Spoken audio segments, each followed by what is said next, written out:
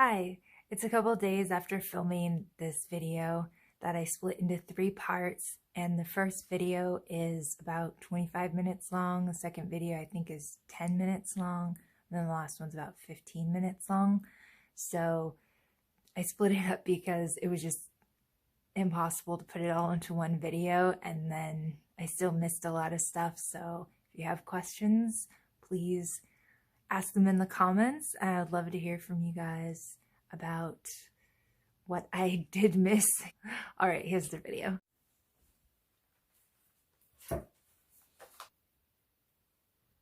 Hi, it's been a long time. It's been 18 months since I last had stem cell treatment, or since I had my stem cell treatment. A lot has gone on, so much so that I wasn't even sure where to begin with this. And up until just this last month, I didn't even know how I was feeling.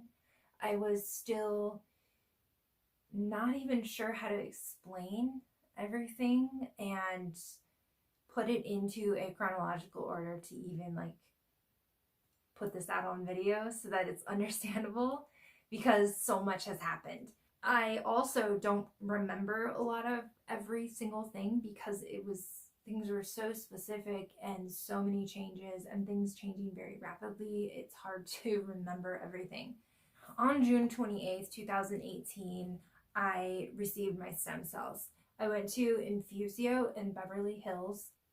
After my stem cells, I experienced low leg bruising, which is like a sign of pathogens dying off. I think Babesia would be the one for that. It wasn't from trauma, it was just all over my lower legs. On week 4, I was sleeping a ton, I was eating a ton, and I had improved energy and less sensitivities. I was also out of the house that I'm living in with my parents, and we'll get to that a little bit later, why that's significant. Week 5, I had higher ups and less lows going on. Symptoms were still affecting every part of my life. They just weren't as severe.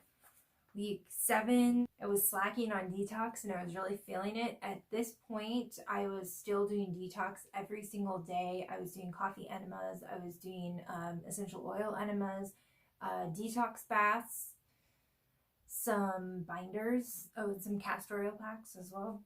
Week 8, the pain hit. So neural repair is something that happens when you're going through stem cell recovery. My neural repair hit extremely early, and it was in week 3 that I first started having symptoms of neural repair, which what I had heard at that point was 6 months, but then came to find out that they were finding that a lot of people were having it way earlier than that. Week 10, I was having seizures, and they weren't grand mal seizures or the typical type of seizure. If you've ever seen a Lyme seizure, or I think toxic mold as well, can cause these, it basically in my case, it set my nervous system off into an uncontrollable convulsion and repetition of movements that were violent. And I would continue doing these until my body released whatever it was that it needed to out of there. I think this was like the toxins stored up, and I was kind of like burning off that toxic energy as this was going on. It was very scary and very painful. I was pretty much conscious during them, but it would last for hours sometimes. I wouldn't go to the emergency room because I was terrified of that. If you are familiar with all these odd symptoms that happen during Lyme disease, mold toxicity, and other similar diseases, you'd know from personal experience that it's not fun to go to the emergency room when they can't help you with things. So week 10 was seizures. I had a 3-day migraine. They were full body migraines, which I didn't even know existed. It was excruciating. Vision problems, nerve pain, sound and light, movement sensitivities, just lots of changes. Toxic from waste product detoxing and leaving my body. I was taking toxin binders, coffee enemas, castor oil packs, detox bath, essential oils, like even more than normal. I'm going to go through just a couple more weeks, and then a couple significant months, and then the last year of what has kind of been going on. Week 11, my dog that I had for 12 years and was with me from the very beginning of when I first started getting sick in 2006, had passed away. So that was extremely devastating, and it was a very sudden passing, so that just added to everything else that was going on. In week 16, I had kind of a flip in the way that I was kind of thinking of things, and on Instagram I changed my name from Kimber Limey to Kimber Lives, and that might seem insignificant, but I think these subtle changes in mindsets and labels that I was putting on things really made a significant impact over time as I did it little by little. October 8th, 2018 was my 100 days post stem cells, which was super exciting because at 100 days, you are not as susceptible to things. You don't have to be as careful with your stem cells as you were for the first 100 days because they're trying to grab hold into your body and really grow from there. So you just want to expose yourself to the least amount of things as possible and really just let yourself eat, sleep, and poop, basically. Like, you don't really want to do anything much up until that point, and you probably won't feel like you want to do too much anyway because you're already sick anyway, and then you got all this repairing going on top of it. Although I did have some really good days and some better weeks in between, it went downhill then again, which is what you would expect with stem cell repair.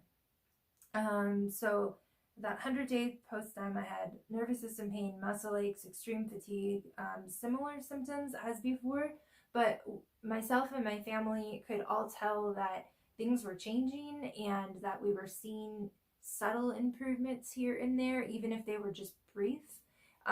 They were windows of that time when I was having things happen that I didn't have for a really long time, or I was able to do things that I couldn't do for a long time. Vision had improved, skin improved. I suffered from extreme skin rashes over the years, so having my skin healing up was huge. Plus, the skin on your gut is also usually like damaged and mine was like autoimmune type of related thing, like eczema, psoriasis, and it was definitely related to the gut because when my skin on my face and the rest of my body started improving, my gut also started to follow suit. October 9th, I started having cold sores with flu-like symptoms, like insane. My face broke out, even around my nose. This was something that happened when I very first started noticing symptoms before I got really sick. I get swollen glands, I started getting cold sores, and it was almost like I got thrown back into that time, which is something that happens with neuro repair, is that you kind of relive old illnesses that you had, and maybe even specific times. I would remember all of a sudden, like I would have a flashback to being at a certain point in time and feeling what I was feeling, but in the past. It was very odd. I haven't really had anything like that recently, but there was a point in time where I was having that constantly. I would have like smells and tastes and sensations in various parts of my body that were things that had happened before. At this point, I was also wearing sunglasses and my noise canceling headphones, which, oh my gosh, those are a lifesaver. They were the thing that allowed me to be in the house with anybody, let alone to leave the house to go to doctor's appointments, or if I even tried to leave the house to go out and do something fun, you know, like, oh my gosh, doing something fun was just like something way out of the norm.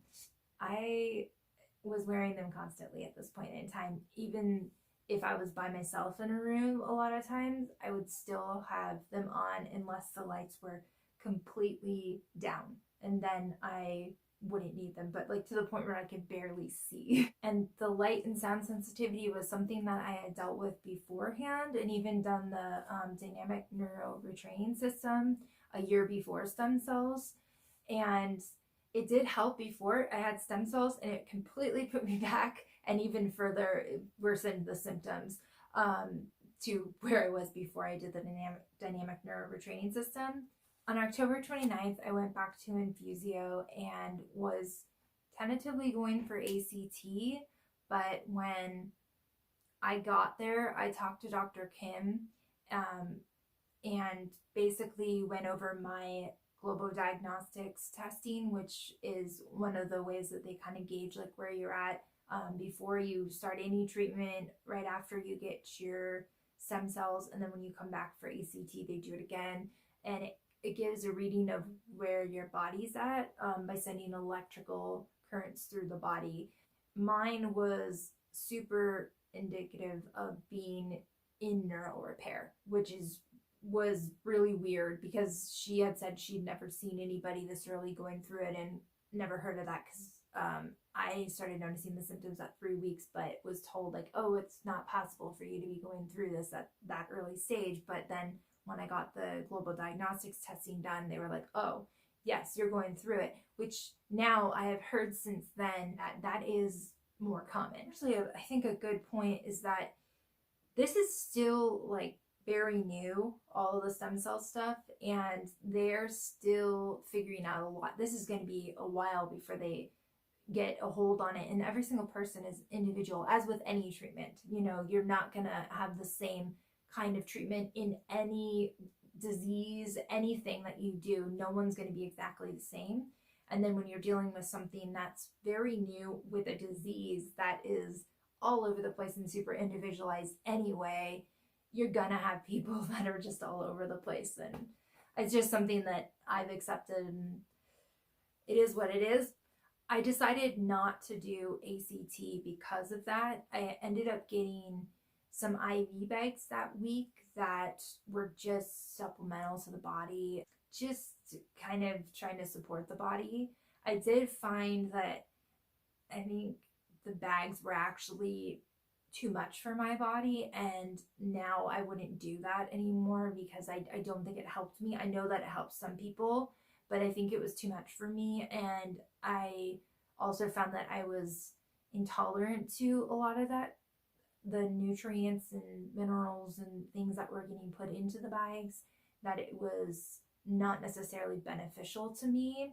Again, this was another learning process, not just for Infusio, but for any place that you would go to get kind of any kind of drip therapy. You're gonna need to listen to your body and just find out if it's right for you or not. And it's hard when you're in a lot of pain and you're very symptomatic anyway to distinguish between what is being caused by something that you're taking to make yourself try to feel better, or is it the illness itself. Like, I mean, it's just like a huge learning curve figuring out your body and its ever changing symptoms and whatnot. So in November 2018, I started seeing my naturopath. I live in the Bay Area in California, and it changed things so greatly. I knew that I needed to see somebody to support everything in my body just to keep things as healthy as I can while the stem cells were going. I wanted to wait until definitely after the 100 days, and then until like my ACT to kind of see where I was at, and then I started seeing her right after that. This naturopath has helped me so much, and she does a handful of different things. One thing she does is Chinese herbs. She's a Chinese naturopath. Some energy healing, homeopathy, bile treatments with muscle testing. So I'm not going to get into this a lot, but it's if you've never heard of it, they do different things anywhere from pathogens to minerals and vitamins and foods for food allergies, emotions, like everything that you can think of. They put the energy into the vial, and look up muscle testing with vials if you're interested in it. I think you would find it under that. I'm not exactly sure what it's called, but I've been doing it and it's working and I love it. I've noticed a huge change over the last year.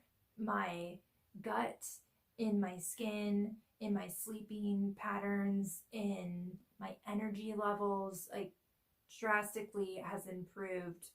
When I first got my stem cells, my energy level was a 0.5 out of 10 to a 3 out of 10, I think, at the highest. And that was like a really good day. And now my energy level is, I had one day where I was a 7, and on average it's about like a 6, and a 6.5 is pretty common now. So it's been amazing. I still have days where it goes down at the end of the day, but I think the lowest in the last few months has been a 3.5 that it has gone down to, which is higher than it was when I started stem cells, at my highest on a rare day.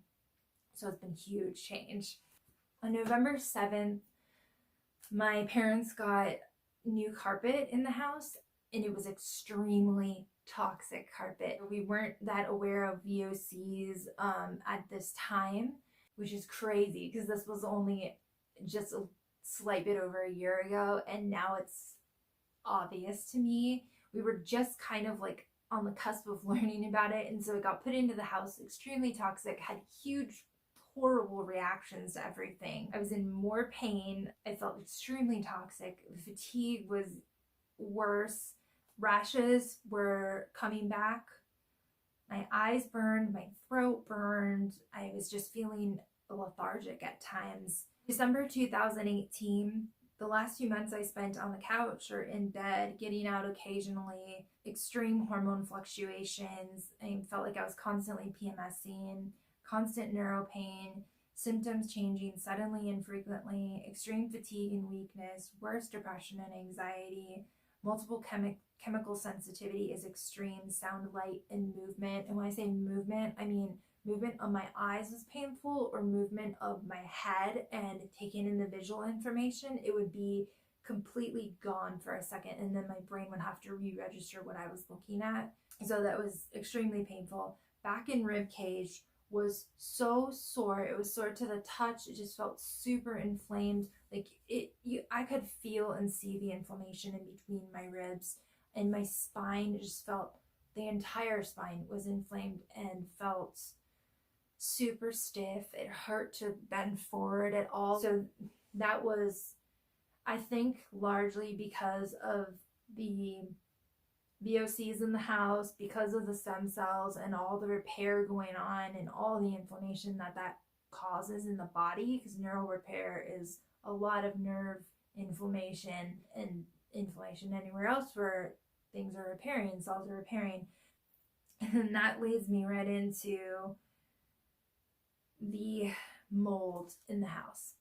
If you like my videos and they're helpful to you in some way, please like and subscribe, because it helps with the algorithms and getting the information out to more people that can be helped. Thank you. I appreciate it.